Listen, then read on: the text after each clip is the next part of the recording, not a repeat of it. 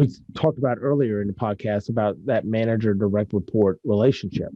Well, a lot of times, if I'm the employee, okay, I'm trying to get a promotion, I'm trying to move up in the organization, I'm constantly trying to sell you, assessment or no assessment, what I'm doing for you, the value that I'm bringing to the organization. Here's what I'm doing. Here's my numbers. Here's my stats. Here's, what I've been able to accomplish in different projects. Well, that's really good. But one more layer to add on to it. Do you know what value your boss brings to the organization? Oh, yeah. Especially if you're kind of hybrid or working remote and you don't get to see him or her all the time. A lot of times, since you're so distant, and in general management theory, I mean, complaints pretty much should go up and not down, just general things that you would think about. You might not always understand exactly what value your immediate superior, your boss, brings to the organization. And so sitting down and being able to compare and contrast, not just that, there's a lot of other things that you should compare and contrast sitting down on a one-on-one with some kind of report like this.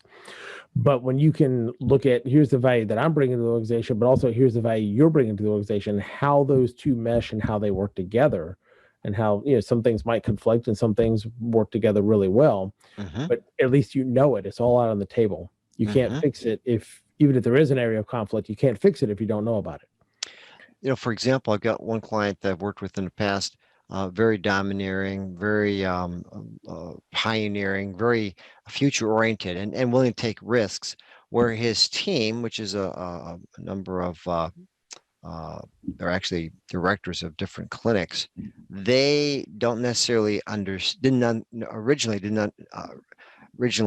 understand nor respect that those skill sets were very important to the success of that overall company.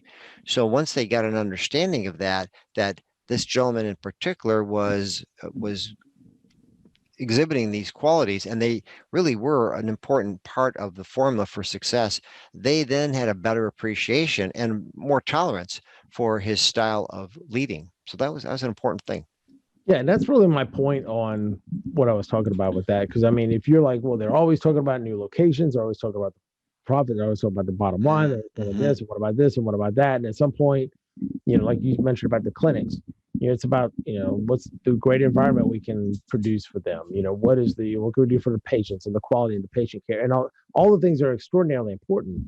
But that's their focus on their level at their particular clinic. Where you're looking at, okay, if we don't sustain the organization, if we don't continue to grow, if we don't continue to be profitable, then we're not going to have an organization. That's right. And to have the people in the, like Jim Collins says in Good to Great, the right seats, in the right people in the right seats on the bus, but it's very easy to misunderstand that. And that is one of the things, chalk it up under communication, however you want to look at it, or leadership.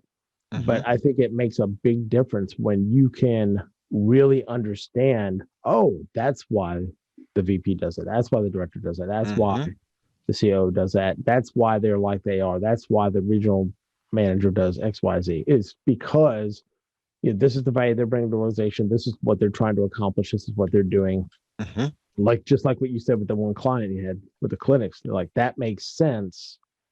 I understand it. And I think once you get to that level of understanding, that's really where that breaks down a lot of barriers and you can start working much better together.